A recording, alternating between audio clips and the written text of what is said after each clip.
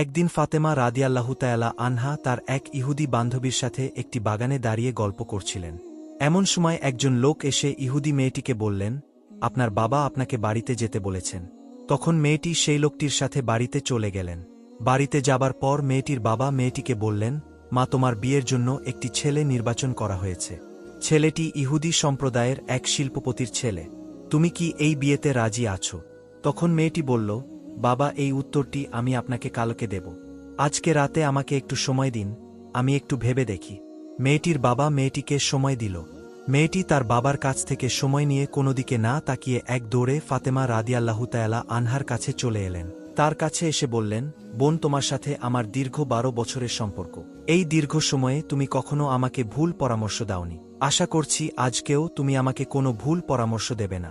আমার জন্য আমার বাবা একজন ছেলে নির্বাচন করেছেন।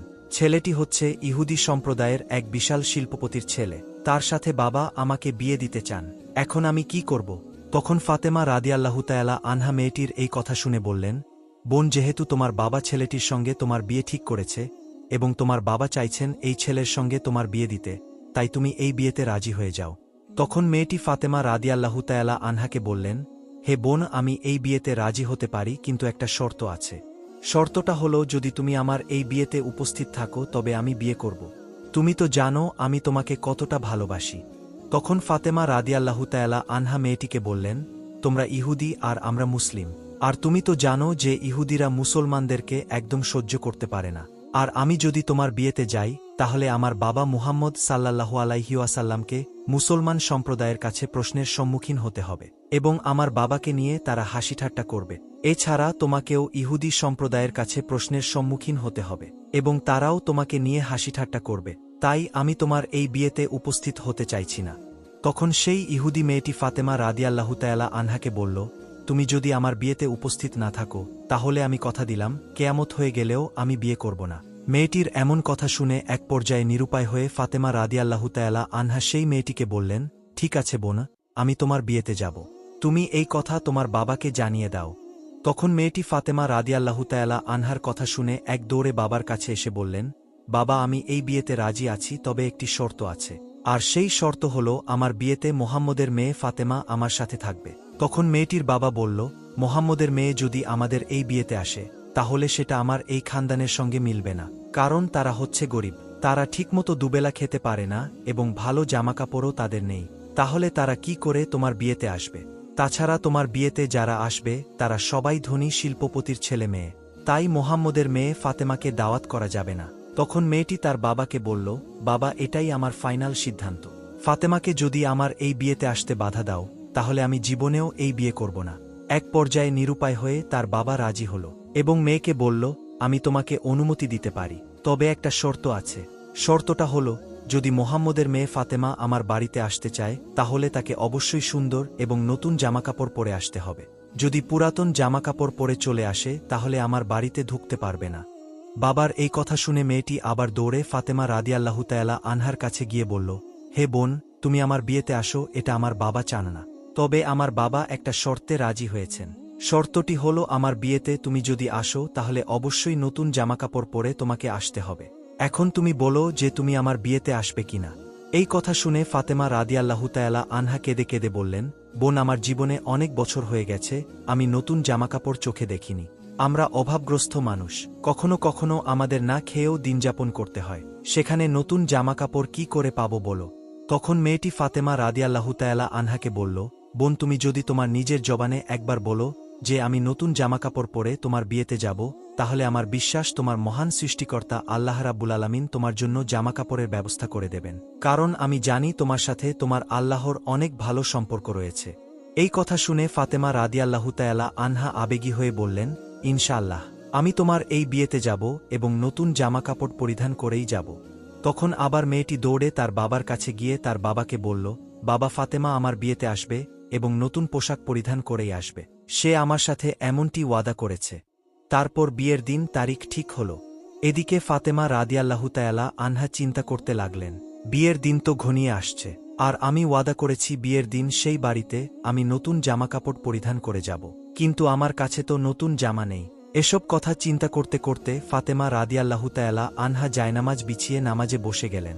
নামাজে সেজদায় গিয়ে তিনি চোখের পানি ছেড়ে দিয়ে বললেন, হে মাবুদ, আপনার সঙ্গে আমার গভীর সম্পর্ক রয়েছে তা আজ পর্যন্ত এই দুনিয়াতে কেউ জানে না।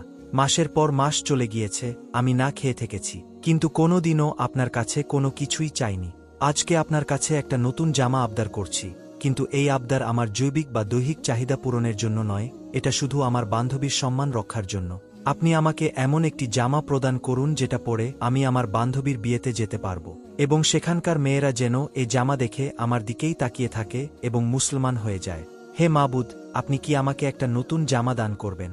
এভাবেই ফাতেমা রাদিয়াল্লাহু তাআলা আনহা চোখের পানি ছেড়ে দিয়ে কাঁদছিলেন। নামাজ শেষে তিনি ঘরের কোণে তাকালেন এবং সেখানে দুটি প্যাকেট দেখতে পেলেন। তখন ফাতেমা রাদিয়াল্লাহু তাআলা আনহা প্যাকেট দুটি নিয়ে কাঁদতে কাঁদতে নবী করিম সাল্লাল্লাহু আলাইহি ওয়াসাল্লামের কাছে আসলেন এবং তার কাছে সমস্ত ঘটনা খুলে বললেন। অতঃপর রাসূল সাল্লাল্লাহু আলাইহি ওয়াসাল্লাম সেই প্যাকেটটা হাতে নিয়ে খুলতেই তিনি জান্নাতের সুঘ্রাণ পেলেন, যে সুঘ্রাণ তিনি মিরাজের রাতে পেয়েছিলেন। তখন রাসূল সাল্লাল্লাহু আলাইহি ওয়াসাল্লাম ফাতেমা রাদিয়াল্লাহু তাআলা আনহাকে জড়িয়ে ধরে কপালে চুমু দিয়ে বললেন, এই কাপড় তুমি কোথায় পেয়েছ? মা, এটা তো দুনিয়ার কোনো কাপড় না, এটা তো জান্নাতের কাপড়। তুমি গোপনে আল্লাহর কাছে একটি কাপড়ের জন্য প্রার্থনা করেছ। মহান আল্লাহ রাব্বুল আলামিন তোমার দোয়া কবুল করেছেন এবং তিনি তোমার উপর সন্তুষ্ট হয়েছেন, এবং এতই সন্তুষ্ট হয়েছেন যে তিনি তোমার জন্য জান্নাতুল ফেরদাউস থেকে একটি জামার ব্যবস্থা করে দিয়েছেন। তারপর রাসূল সাল্লাল্লাহু আলাইহি ওয়াসাল্লাম বললেন, ফাতেমা, তুমি এই জামা পরে তোমার ইহুদি বান্ধবীর বিয়েতে যেতে পারো, তবে অবশ্যই তোমাকে পরিপূর্ণ পর্দার সাথে যেতে হবে। জবাবে ফাতেমা রাদিয়াল্লাহু তাআলা আনহা বললেন, আব্বাজান, আমি নিশ্চয়ই পর্দার সহিত আমার বান্ধবীর বিয়েতে যাব। অতঃপর যখন ফাতেমা রাদিয়াল্লাহু তাআলা আনহা সেই জান্নাতের পোশাকটি গায়ে পরিধান করলেন, তখন তার সৌন্দর্য আরও বেড়ে গেল। তারপর সেই জামা পরে ফাতেমা রাদিয়াল্লাহু তাআলা আনহা যখন বিয়ে বাড়িতে প্রবেশ করলেন, তখন যেন পুরো বিয়ে বাড়ি আলোকিত হয়ে উঠল। তাকে দেখে সেখানে উপস্থিত মহিলারা নববধূর দিক থেকে মুখ ফিরিয়ে ফাতেমা রাদিয়াল্লাহু তাআলা আনহার দিকে অবাক দৃষ্টিতে তাকিয়ে রইলেন। সবাই বলতে লাগল যে, ফাতেমা, তুমি তো খুব গরিব, তাহলে তুমি এত দামি সুন্দর পোশাক কোথায় পেলে? আমরা তো জীবনেও এমন সুন্দর জামা চোখে দেখিনি। তখন ফাতেমা রাদিয়াল্লাহু তাআলা আনহা বললেন, আমি এটা বাজার থেকে কিনে এনেছি। তখন মহিলারা বলল, এটা কোন বাজারের দোকান থেকে কিনেছ? ফাতেমা রাদিয়াল্লাহু তাআলা আনহা তখন বললেন, আমি যে বাজার থেকে এটা কিনেছি তোমরা সে বাজার চিনবে না, এবং সেই দোকানও তোমরা চিনবে না, এমনকি যে রাস্তা দিয়ে আমি সেই বাজারে গিয়েছি সে রাস্তাও তোমরা চিনবে না। তখন সেই মহিলারা বলল, হে ফাতেমা, তোমার শুধু সেই ঠিকানা বলতে দেরি, কিন্তু আমাদের চিনতে দেরি হবে না, আমরা চিনব, তুমি শুধু একবার ঠিকানা বলে দাও। তখন ফাতেমা রাদিয়াল্লাহু তাআলা আনহা তাদেরকে বললেন, হে বোনেরা, আমি যে বাজার এবং যে দোকান থেকে এই কাপড়টি কিনেছি সেই বাজারে কোনো সাধারণ রাস্তা দিয়ে যাওয়া যায় না। ওই দোকান এবং ওই বাজারে যেতে হলে ভিআইপি একটি রাস্তা দিয়ে যেতে হয়, এবং সে রাস্তার নাম হল সিরাতুল মুস্তাকিম, যে রাস্তার জন্য আমার বাবা সবসময় দিনের দাওয়াত দিয়ে থাকেন, যে রাস্তার জন্য আমার বাবা তায়েফে বারবার রক্তাক্ত হয়েছেন, যে রাস্তার জন্য আমার বাবা উম্মতি উম্মতি বলে সর্বদা কাঁদতে থাকেন, সে রাস্তার নাম হচ্ছে সিরাতুল মুস্তাকিম। তোমরা যদি সে রাস্তা দিয়ে চলতে থাকো তাহলে কিছুটা সামনে একটি বাজার পাবে, সে বাজারের নাম হল জান্নাত।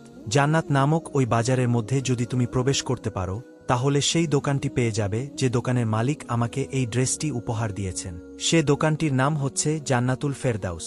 তখন মহিলারা ফাতেমা রাদিয়াল্লাহু তাআলা আনহার কথা শুনে বললেন, ফাতেমা, আমরা সে রাস্তায় যাব, তুমি আমাদেরকে শুধু বলে দাও যে কি করে যেতে হবে।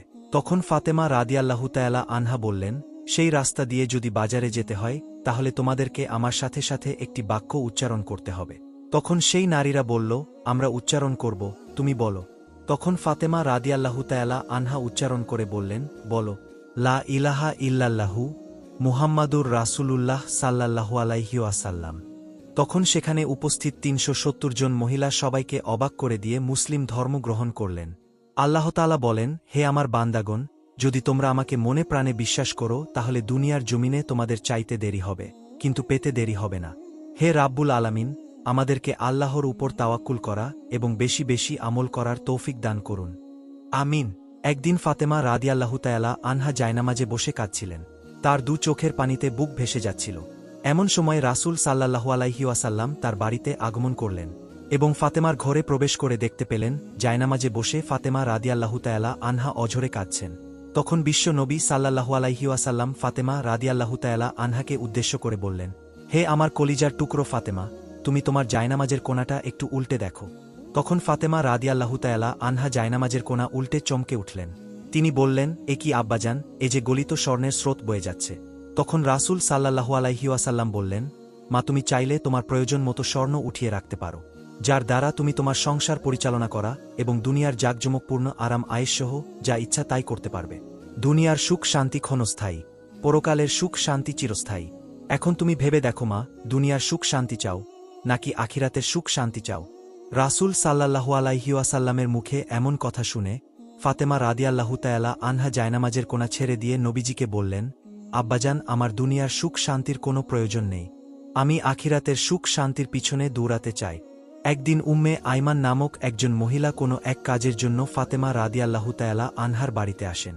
উম্মে আইমান ফাতেমা রাদিয়াল্লাহু তাআলা আনহার দরজার কাছে এসে ফাতেমা রাদিয়াল্লাহু তাআলাকে ডাকতে লাগলেন। তিনি বেশ কয়েকবার ডাকার পরেও ভিতর থেকে কোনো সাড়া শব্দ এল না। কিন্তু ফাতেমা রাদিয়াল্লাহু তাআলা আনহার ঘরের ভেতর থেকে জাতা ঘোরানোর শব্দ ভেসে আসছিল। তখন উম্মে আইমান ফাতেমা রাদিয়াল্লাহু তাআলা আনহার ঘরের জানালা দিয়ে ভিতরে তাকাতেই দেখলেন ফাতেমা রাদিয়াল্লাহু তাআলা আনহা ঘুমোচ্ছেন, কিন্তু তার ঘরের ভিতরে রুটির জাতাটা নিজে নিজেই ঘুরছে এবং একজন মহিলা কোনায় বসে তসবিহ পাঠ করছে। আরেকজন মহিলা হোসাইন রাদিয়াল্লাহু তাআলা আনহুকে দোলনার মধ্যে ঘুম পাড়াচ্ছেন। উম্মে আইমান এই দৃশ্য দেখার পর হতবাক হয়ে গেলেন। তারপর তিনি ফাতেমা রাদিয়াল্লাহু তাআলা আনহার বাড়ি থেকে বের হয়ে সোজা নবী করিম সাল্লাল্লাহু আলাইহি ওয়াসাল্লামের দরবারে উপস্থিত হলেন। উম্মে আইমান বিশ্ব নবীর কাছে সমস্ত ঘটনা খুলে বললেন। তখন রাসূল সাল্লাল্লাহু আলাইহি ওয়াসাল্লাম উম্মে আইমানকে বললেন, হে উম্মে আইমান, আমার মেয়ে ফাতেমা জাতা ঘোরাতে ঘোরাতে ক্লান্ত শরীর নিয়ে ঘুমিয়ে পড়েছিল, অথচ তার তাসবিহ পাঠ করা বাকি ছিল এবং প্রচণ্ড গরমের কারণে হোসাইন রাদিয়াল্লাহু তাআলা আনহুর ঘুম ভেঙে গিয়েছিল। তাই আল্লাহ রাব্বুল আলামিন ফাতেমার ঘরের মধ্যে ৩ জন ফেরেশতাকে ৩টি কাজ সমাধান করার জন্য পাঠিয়ে দিয়েছিলেন। একজন ফেরেশতা অদৃশ্যভাবে জাতাকলে জব ভাঙছিল, আরেকজন ফেরেশতা ফাতেমার বাকি থাকা তাসবিহগুলো পাঠ করছিল, অন্য আরেকজন ফেরেশতা হোসাইন রাদিয়াল্লাহু তাআলা আনহুকে দোলনার মধ্যে ঘুম পাড়াচ্ছিল। হে উম্মে আইমান, তুমি যা দেখেছ সবই সত্য দেখেছ, তবে তুমি যে ৩ জনকে দেখেছ তারা কোনো সাধারণ মহিলা ছিল না, বরং তারা আল্লাহ রাব্বুল আলামিনের পক্ষ থেকে পাঠানো ফেরেশতা।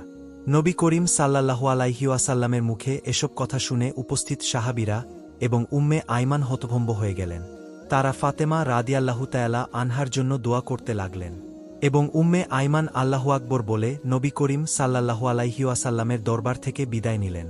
একদিন ফাতেমা রাদিয়াল্লাহু তাআলা আনহা এমনই দুর্বল হয়ে পড়লেন যে তিনি বিছানা থেকে উঠতে পারছিলেন না। এই ঘটনা শুনে রাসূল সাল্লাল্লাহু আলাইহি ওয়াসাল্লাম ফাতেমা রাদিয়াল্লাহু তাআলা আনহাকে দেখার জন্য তার বাড়িতে আসলেন। নবী করিম সাল্লাল্লাহু আলাইহি ওয়াসাল্লাম ফাতেমার দরজায় উপস্থিত হয়ে তাকে ডাকতে লাগলেন, কিন্তু ভেতর থেকে কোনো আওয়াজ এল না। বিশ্ব নবী তখন আবারও ডাকলেন, কিন্তু তবুও ভিতর থেকে কোনো আওয়াজ আসল না। তিনি ফাতেমাকে উদ্দেশ্য করে আবারও ডাকলেন। তখন ভিতর থেকে ফাতেমা রাদিয়াল্লাহু তাআলা আনহা জবাব দিলেন এবং বললেন, আব্বাজান, আমি কেমন করে দরজা খুলব?